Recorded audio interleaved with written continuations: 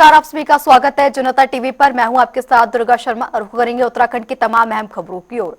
उत्तराखंड में धामी सरकार ने जन जन की सरकार जन जन के द्वार अभियान के तहत अब तक 216 कैंपों में 1,44,000 लोगों को सीधा लाभ पहुंचाया है। वहीं 18,360 शिकायतों में से 13,068 का निस्तारण कर लिया गया है। साथ ही लोगों को सरकारी योजनाओं का भी लाभ मिला। देखिए, जन जन की सरकार जन जन के द्वार लोगों के द्वारा बहुत इस अभियान को सराहा जा रहा है। और ये सच में ये अभियान उन लोगों के लिए है जो समाज के अंतिम छोर में है, सुदूरवर्ती क्षेत्रों में, दूर दराज गाँव में रहने वाले लोग हैं। उन लोगों को लाभ पहुंचाने के लिए, जो विकलांग है, जिनका सर्टिफिकेट नहीं बन पाया है, जिनके पेंशन नहीं लग पाई है, अनेक जो भारत सरकार की और राज्य सरकार की लाभार्थी योजनाएं हैं, उन सभी औपचारिकताओं को पूरा करने के बाद भी उस श्रेणी में नहीं आए, उनके घर के पास जाकर सरकार के सभी विभाग, सभी प्रशासनिक विभाग काम कर रहे हैं, कैंप लगा रहे हैं, जिलाधिकारी उसका मॉनिटरिंग कर रहे हैं। और मैं भी बीच बीच में सभी स्थानों पर जा रहा हूं। हमारे सभी आदरणीय मंत्रीगण भी और हमारे सांसदगण भी उन में प्रतिभाग करेंगे, और जनता और जनप्रतिनिधिगण, विधायकगण और भी लोग, जो भी हमारे ग्राम प्रधान से लेकर बीडीसी मेंबर, जिला पंचायत, सभी लोग इस सहभागी बनकर, मेरा सबसे अनुरोध भी है कि उन्हीं के लिए, जनता के लिए ये शिविर लगाए जा रहे हैं, इस प्रकार के कैंपों का आयोजन किया जा रहा है, वो इन शिविरों में लोगों की सहायता करें, लोगों का जो काम है, लोगों की जो समस्याएं हैं, उनके समाधान के लिए जरूर उनका सहयोग करें। और अधिक से अधिक संख्या में इन शिविरों में भाग लेकर जो सरकार ने इन शिविरों का आयोजन किया है उसका लाभ अवश्य उठाएं, मैं सबसे अनुरोध करता हूँ।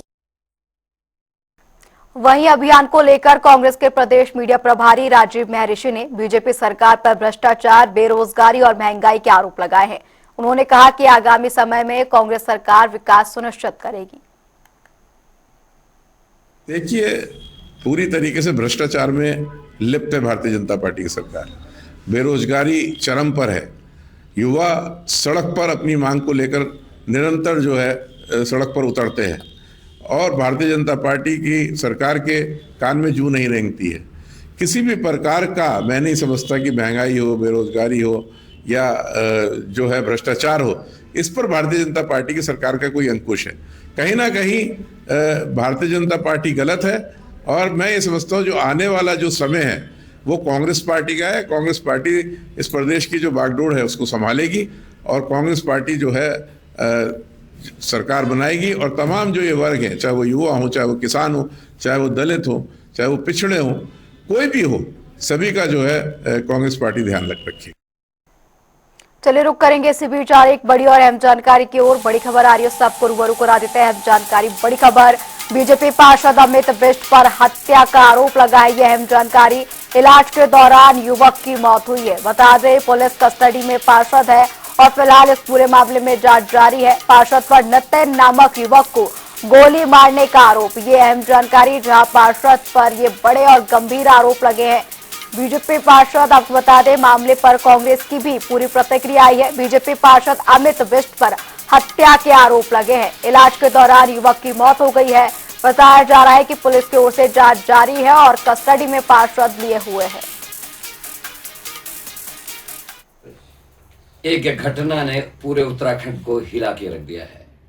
आज एक भाजपा के उपमंडल अध्यक्ष ने, जिनका नाम अमित बिष्ट है उर्फ चिंटू ने, एक नितिन लोहनी नाम के एक 25 वर्षीय नौजवान को गोली मार दी। और ये ऐसे ही नहीं हुआ है, ये सत्ता का संरक्षण का अभिशाप है। आपने देखा होगा 2 महीने पहले भारतीय जनता पार्टी के कैबिनेट मंत्री और कालाढूंगी से विधायक बंशीधर भगत इसी चिंटू के लिए एसएसपी को धमकाते हुए देखे गए। उन्होंने धरना भी दिया था 2 महीने पहले कि एसएसपी ने इस व्यक्ति के खिलाफ कार्रवाई की, क्यों की? अगर तब बंशीधर भगत इस चिंटू को संरक्षण नहीं देते तो शायद आज लोहनी की जान बच गई होती। आज लोहनी को गोली मारने का साहस ये चिंटू नहीं कर पाता। वो भारतीय जनता पार्टी जो विपक्ष के साथियों का सत्ता में होते हुए भी पुतले दहन कर रही है, जब अंकिता की न्याय की यात्रा पूरे प्रदेश में, पूरे देश में चल रही है, ये वही भारतीय जनता पार्टी है जिसने एक मणिपुर के सीधे साधे नौजवान की हत्या में कोई कार्रवाई नहीं की, और अब एक हल्द्वानी में नया तांडव देखने को मिला है। चलिए रुक करेंगे इसी बीच आ रही एक और बड़ी और अहम जानकारी की ओर। बड़ी खबर आ रही है, उससे आपको रूबरू करा देते हैं अहम जानकारी। उत्तराखंड के मैदानी इलाकों में घना कोहरा छाया हुआ है। पर्वतीय क्षेत्रों में पाला पड़ने से ठिठुरन बढ़ गई है। मौसम से जुड़ी अहम जानकारी, जहां देहरादून, हरिद्वार, उधम सिंह नगर में कोहरे का असर देखने को मिल रहा है। नैनीताल, चंपावत और पौड़ी में भी घना कोहरा देखने को मिला। मौसम विभाग ने येलो अलर्ट जारी कर दिया है और कुछ मैदानी इलाकों में शीत दिवस जैसी स्थिति भी देखने को मिल रही है। बता दें 6 जनवरी को पहाड़ों में हल्की बारिश और बर्फबारी की संभावना जताई गई है। उत्तराखंड के कई मैदानी इलाकों जहां पर की सुबह से ही घना कोहरा देखने को मिल रहा है और साथ ही पर्वतीय क्षेत्रों में पाला पड़ने से ठिठुरन बढ़ गई है। चलिए रुक करेंगे इसी बीच आ रही एक और बड़ी और अहम जानकारी की ओर। बड़ी खबर उससे आपको रूबरू करा देते हैं अहम जानकारी। हरिद्वार से बड़ी खबर, जहां कुंभ क्षेत्र को सनातन नगरी घोषित करने की तैयारियां की जा रही है। गंगा घाट पर गैर हिंदू के प्रवेश पर भी प्रतिबंध की बात। हरिद्वार के सभी घाटों पर नए नियम लागू किए जाएंगे, ये बड़ी खबर। श्री गंगा सभा की लंबे समय से ये मांग थी, अब धार्मिक परंपरा को ध्यान में रखकर फैसला होगा। सीएम ने प्रस्ताव को सैद्धांतिक सहमति दे दी है, ये अहम जानकारी। बड़ी खबर, कुंभ क्षेत्र को सनातन नगरी घोषित करने की तैयारियां कर ली गई है। गंगा घाट पर गैर हिंदू के प्रवेश पर भी प्रतिबंध। हरिद्वार के सभी घाटों पर नए नियम अब लागू कर दिए जाएंगे। लगातार श्री गंगा सभा लगातार इस पूरे मामले पर लंबे समय से अपनी मांग रख रहा था, जिसके बाद अब धार्मिक परंपराओं को ध्यान में रखते हुए सीएम ने प्रस्ताव को सैद्धांतिक सहमति दे दी है। अब कुंभ क्षेत्र को सनातन नगरी घोषित करने की तैयारियां अब शुरू कर दी गई हैं। अहम मांग रखी जा रही थी, जिसके बाद मुख्यमंत्री पुष्कर सिंह धामी की ओर से सैद्धांतिक सहमति इसको लेकर दे दी गई है।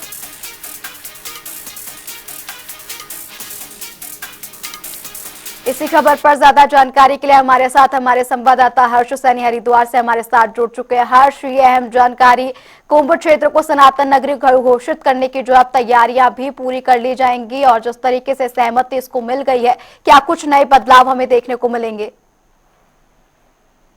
जी बिल्कुल, मैं आपको बता दूं, हरिद्वार में हर साल तकरीबन 4 से 5 करोड़ श्रद्धालु पहुंचते हैं और 2027 में हरिद्वार में अर्धकुंभ होना है। सावन 2027 में अर्धकुंभ, सावन की कांवड़ यात्रा और गंगा कॉरिडोर परियोजना को देखते हुए सरकार व्यवस्थाओं को मजबूत करना चाहती है ताकि भीड़ नियंत्रित रहे और पवित्र बनी रहे। इसी क्रम में 105 घाटों का सर्वे भी कराया गया है और उनके पुनर्निर्माण की भी तैयारियां यहाँ पर जोरों शोरों से लगातार चल रही है। यदि यह प्रस्ताव मंजूर होता है तो हरिद्वार ऋषिकेश को पवित्र नगरी का दर्जा मिल सकता है। घाटों पर कड़े नियम, रात्रि प्रवास और आचरण को लेकर नई गाइडलाइन यहाँ पर लागू हो सकती है। साथ ही 2027 के अर्धकुंभ से पहले यह फैसला सरकार के लिए अहम माना जा रहा है। वहीं मुख्यमंत्री पुष्कर सिंह धामी राज्य बनने के बाद पहले ऐसे मुख्यमंत्री हैं जिन्होंने देवभूमि उत्तराखंड के सनातन संस्कृति स्वरूप को बनाए रखने की चिंता भी व्यक्त की है। वे अपने बयानों में हमेशा कहते रहे हैं कि उत्तराखंड के देव स्वरूप को हर हाल में बनाए रखा जाएगा। जानकारी के अनुसार आगामी कुंभ से पहले ये इस प्रस्ताव पर विचार मंथन का दौर चल रहा है और मुख्यमंत्री पुष्कर सिंह धामी गंगा नगरी को सनातन नगरी घोषित भी कर सकते हैं। तीर्थ गंगा जो तीर्थ है, नगरी है हरिद्वार और ऋषिकेश को लेकर संपूर्ण सनातन धर्म में श्रद्धा का आस्था है। वहीं कल की अगर बात करें तो हरिद्वार प्रेस क्लब में श्री गंगा सभा के अध्यक्ष नितिन गौतम ने भी पत्रकार वार्ता की है। उन्होंने बताया कि ये कोई नई मांग नहीं है। उन्होंने बताया है कि लगभग 100 साल पहले ब्रिटिश शासन के दौरान जब हरिद्वार का नियोजित विकास हुआ तब नगर की व्यवस्था स्थानीय धार्मिक मान्यताओं और समाज की भूमिका को ध्यान में रखकर त्यागी गई थी। उसी समय घाटों की पवित्रता और धार्मिक अनुशासन बनाए रखने के लिए नियम बनाए गए थे। वहीं आपको बता दें, उत्तराखंड में अर्धकुंभ के आयोजन से पहले हरिद्वार और ऋषिकेश को पवित्र नगरी घोषित किए जाने की मांग लगातार यहां पर तेज हो गई है। इसी साथ इन दोनों जगहों पर स्थित 105 घाटों पर पुरानी व्यवस्थाओं को लागू करने की मांगे भी तेज यहाँ पर हो गई है, जिसके तहत हर की पौड़ी की तर्ज पर करीब 105 घाटों पर गैर हिंदुओं के प्रवेश पर रोक लगाने का विचार लगातार यहाँ पर किया जा रहा है। वहीं आने वाले समय में पूरे कुंभ क्षेत्र में यह नियम लागू कर इसे सनातन पवित्र नगरी घोषित करने का प्रस्ताव भी सामने आया है। सूत्रों के मुताबिक मुख्यमंत्री की पुष्कर सिंह धामी की सरकार इस पूरे प्रस्ताव पर गंभीरता से मंथन कर रही है। दुर्गा जी हर्ष, तमाम जानकारी के लिए आपका बहुत बहुत शुक्रिया। चलिए अब खबरों में आगे बढ़ेंगे। खबर हल्द्वानी से, जहां हल्द्वानी के बहुचर्चित राधिका ज्वेलर्स चोरी कांड का पुलिस ने खुलासा कर दिया है। एसएसपी मंजूनाथ टीसी ने बताया कि अंतर्राष्ट्रीय गिरोह के 4 शातिर चोर गिरफ्तार हुए हैं। आरोपी ज्वेलर्स की रेकी के लिए बगल की दुकान में किराएदार बने थे। वहीं बरामद किए गए 54 ग्राम सोना और 7.25 किलोग्राम चांदी के जेवरात, कीमत लगभग जो कि 22 लाख रुपए बताई जा रही है। फिलहाल पुलिस अन्य आरोपी की तलाश में जुट गई है। मुखानी में राधिका ज्वेलर्स में एक जो है सेंधमारी करते हुए बगल की दुकान में किराएदार बन के आए थे कुछ लोग, और उनका सत्यापन नहीं कराया था बगल की दुकानदार ने, और उन्होंने किराएदार होने का नाटक किया पिछले 1 महीने से। और जो है उस दुकान में दीवार में सेंध मारते हुए राधिका ज्वेलर्स में उन्होंने नकबजनी करके वहां का जो ओपनली जो रखे थे आइटम्स, विभिन्न प्रकार की चांदी और चांदी के गिट्टे और चांदी का जेवर और सोने का जेवर और सोने के गिट्टे जो है चोरी हो गई थी। ये सभी को चर्चित मामला था। उस दिन से ही हमने एसआईटी को एक्टिवेट किया था। क्राइम में विशेष रुचि रखने वाले समस्त पुलिस पर्सनल्स को एक्टिवेट किया था। इस पूरी घटना में एसआईटी बना के एसआईटी का हेड हमने मनोज कत्याल एसपी हल्द्वानी को बनाया था। बहुत बड़ी टीम थी, मैं उस दिन भी बता रहा था, मोर देन 20+ टीम थी। उस घटना में हमें आज सफलता प्राप्त हुआ है। कुल मिला के 4 अभियुक्त गिरफ्तारी हुए हैं और उनके कब्जे में 7.25 किलो चांदी और लगभग 54 ग्राम्स ऑफ गोल्ड और कुल मिला के 21 लाख के अराउंड जो है सामान जो है हमको विभिन्न चांदी और सोने का सामान बरामद हुआ है। अंकिता भंडारी हत्याकांड में सीबीआई जांच की मांग को लेकर सर्वदलीय प्रतिनिधिमंडल ने सीएम आवास कूच किया है। वहीं प्रदर्शनकारियों का कहना है कि बीजेपी का नारा विफल साबित हो रहा है। इसी पर हमारे संवाददाता ने रिपोर्ट तैयार की है, देखिए खास रिपोर्ट। अंकिता भंडारी हत्याकांड मामले को लेकर सीबीआई जांच की मांग तेज हो चली है और आज हजारों की तादाद में लोग सड़कों पर उतरे हैं और एक जनसैलाब जो है सड़कों पर उतरा है। आप सामने तस्वीर आपको दिखाएंगे। आप ये एक लड़का आपको दिख रहा है और इसके हाथ में जो है एक ये घड़ा है जिस पर तमाम चीजें लिखी हुई हैं। भाजपा के पापों का घड़ा इसे नाम दिया गया है और इनसे बातचीत भी करेंगे, जानेंगे। आज आप ये घड़ा लेकर आए हैं, क्या वजह है इसकी, क्या उद्देश्य है, क्या संदेश है? मेरा नाम आदिल हुसैन है और मैं ये मटका लेके आया हूँ। जैसे हमने कहानियाँ सुनी कि कण कण से मटका भर जाता है, इसी तरह ये जो मटका है ये बीजेपी सरकार के अन्याय से कण कण करके हर एक नाम, हर एक अन्याय से आज ये भर चुका है और अब इंतहा हो गई है। अब बर्दाश्त नहीं होता।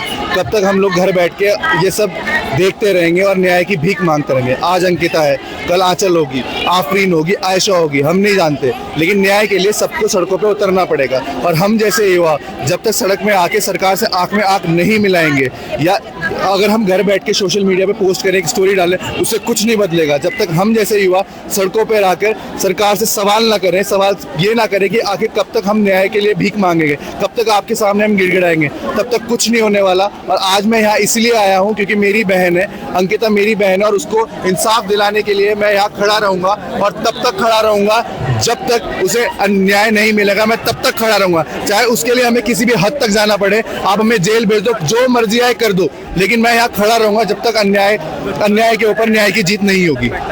आगे क्या रणनीति रहेगी? अगर जो आज मांग है वो नहीं मानी जाती तो आगे किस तरीके की प्रदर्शन रहेगा, आगे किस तरीके की रणनीति रहेगी? सर, हमने बहुत ही शांतिपूर्वक धरना देना है। हमने किसी को परेशान नहीं करना है, ना हमने ट्रैफिक को कोई दिक्कत करनी है, हमने कुछ नहीं। हमने बहुत शांतिपूर्वक सरकार से एक अपील करनी है। यदि आज हमें कोई इसका रिजल्ट नहीं मिलता है तो आने वाले टाइम पे आप देखिएगा इससे भी 10 गुना ज्यादा लोग सड़कों पर होंगे। और मैं इस बार बता रहा हूँ, आई प्रॉमिस यू कि इस बार 110% जितना भी यंगस्टर्स है ना, जितना भी हमारा उत्तराखंड का जेनजी है, हमारे पहाड़ का जेनजी है, वो सड़कों पे होगा, इंसाफ के लिए होगा। वो किसी पार्टी से रिलेशन नहीं रखेंगे, वो किसी धर्म जाति के बारे में बात नहीं करेंगे। वो यहाँ सिर्फ एक ही बारे में बात करेंगे, वो है अंकिता भंडारी, जो सबकी बहन, बेटी, बहू किसी की भी हो सकती है। इसीलिए आज हम सड़कों पे उतरे हैं। तो इस तरीके से काफी बड़ी संख्या में लोग हैं।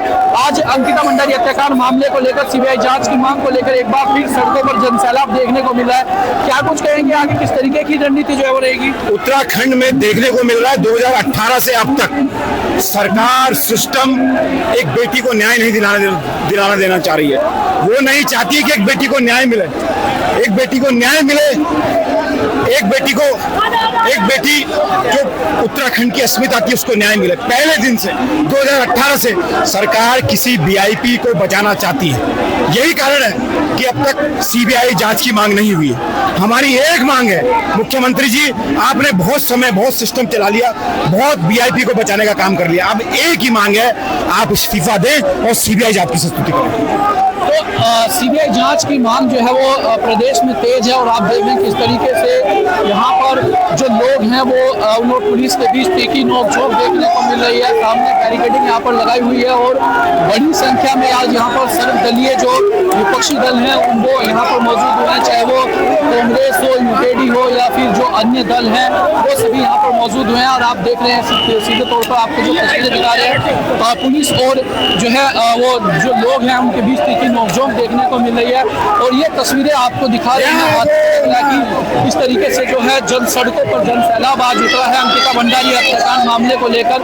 और पुलिस और जो है यहाँ पर लोगों को रोकने का प्रयास कर रही है, लेकिन जो लोगों में वो काफी आक्रोश जो है वो देखने को मिल रहा है। और इस तरीके से जो है यहाँ पर काफी जो है मशक्कत पुलिस को भी करनी पड़ रही है लोगों को रोकने के लिए और काफी तीखी नोकझोंक यहाँ पर देखने को मिल रही है। ये तस्वीरें सीधे आपको दिखा रहे हैं हाथी बड़कला से, जहाँ पर लगातार जो है ये नोकझोंक जो है पुलिस प्रशासन और लोगों के बीच में देखने को मिल रहा है। और सीबीआई जांच की मांग जो है प्रदेश में जिस तरह से तेज हो चली है उसको लेकर आज जो है यहाँ पर सीएम आवास पर घेराव किया जा रहा है। तस्वीरें आपको दिखा रहे हैं किस तरीके से पुलिस बल जो है पुलिस यहाँ पर रोकने का प्रयास कर रही है, लेकिन जो लोग हैं वो आक्रोशित हैं और लगातार जो है वो आगे बढ़ रहे हैं। पुलिस को भी जो है यहाँ पर आप देख रहे हैं किस तरीके से पीछे भी देखें तो पीछे भी कुछ लोग जो है पुलिस के साथ तीखी नोकझोंक चल रही है, आगे भी पुलिस के साथ तीखी नोकझोंक चल रही है और बड़ी संख्या में पुलिस भी यहाँ पर मौजूद है।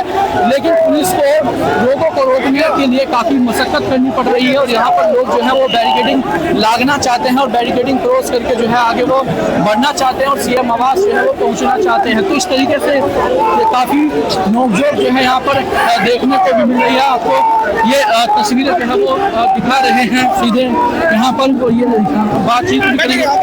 मैम अंकिता भंडारी हत्याकांड को लेकर आज सीएम आवास का घेराव कर रहे हैं, काफी बड़ी संख्या में लोग यहाँ पर पहुंचे हैं। पूरे प्रदेश के लोग आज यहाँ पे आए हुए अंकिता के लिए न्याय की मांग कर रहे हैं।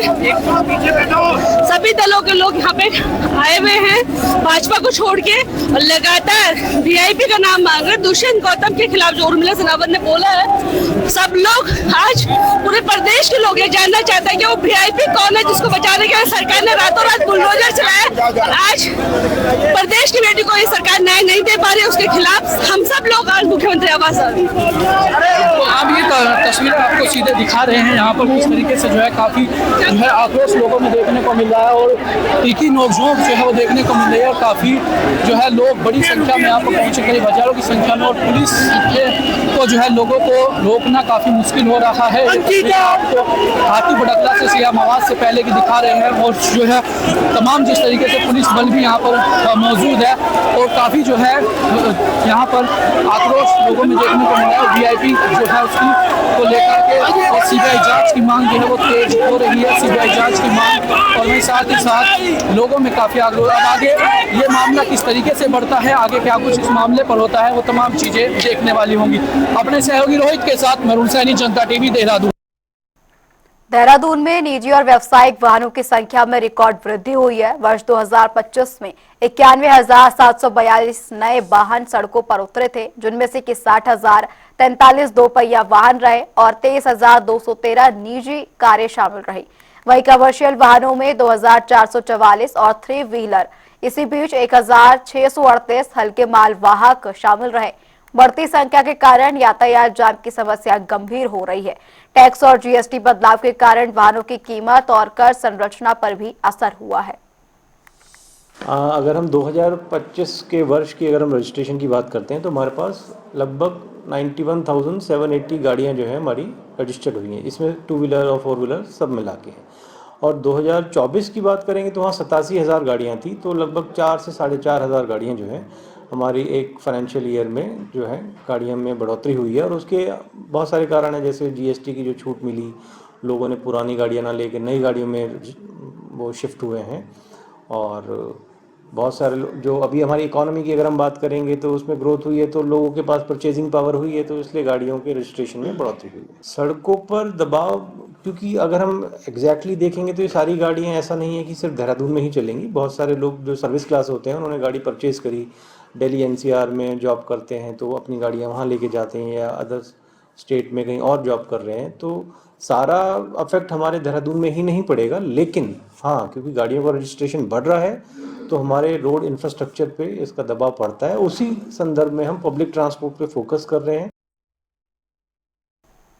देहरादून में चक्राता विधायक प्रीतम सिंह ने राज्य सरकार पर भ्रष्टाचार के गंभीर आरोप लगाए हैं।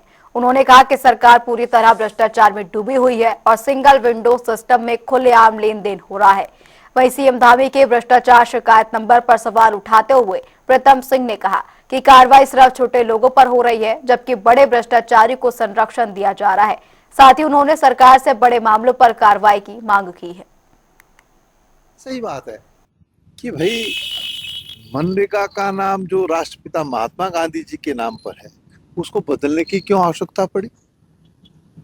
अरे भाई, सत्ता में बैठे हुए लोग, और मैं कृषि मंत्री जी का बयान सुन रहा था, बड़ा हंसी भी आ रही थी। ऐसा लगता है कि जैसे वो समझते हैं कि देश के किसी भी व्यक्ति के पास दिमाग नाम की कोई चीज नहीं, सारा दिमाग उनके पास ही। साहब, इसमें भ्रष्टाचार हो रहा था। अरे तो नाम बदलने से नहीं होगा। और साथ साथ में कह रहे हैं कि हम इसमें जो है जो मजदूरी के दिवस है उसको बढ़ाने का काम कर रहे हैं। तो क्या महात्मा गांधी के नाम से जो योजना चल रही थी उसमें नहीं बढ़ाए जा सकते दिन? और अब तो ये खेल जो सरकार ने खेला है उसको ढांपने के लिए सरकार ने ये नाम बदलने का काम किया ताकि लोग नाम में उलझते रहे। सरकार ने तो कहा कि पहले जब मनरेगा थी तो 90-10 का रेशियो था, अब तो 60 और 40 का रेशियो हो गया। इसको ढांपने के लिए इन्होंने जी राम जी करके जो एक बहस का मुद्दा बना दिया है। हम कहना चाहते हैं कि 90-10 का जो रेशियो था वो यथावत रहे, और राष्ट्रपिता महात्मा गांधी जी के नाम पर जो मनरेगा जो चल रही थी उसके नाम, उनके नाम ही से। चलिए रुक करेंगे इसी बीच आ रही एक बड़ी और अहम जानकारी की ओर। बड़ी खबर उससे आपको रूबरू करा देते हैं। अहम जानकारी हरिद्वार से ये बड़ी खबर, जहां हरिद्वार में देर रात आग ने तांडव मचाया। आगजनी की यह बड़ी घटना, जहां 7 दुकानें जलकर खाक हो गई। ललित ताराव पुल के पास ये पूरी घटना हुई। आगजनी की ये तस्वीरें भी सामने आई है, जिसमें कि आग की लपटें साफ तौर पर देखी जा सकती है। मौके पर फायर ब्रिगेड की टीमें पहुंची और लाखों के सामान का नुकसान हुआ है। हरिद्वार में देर रात ये आगजनी की घटना देखने को मिली। फिलहाल यहाँ रुकेंगे एक छोटे से ब्रेक के लिए।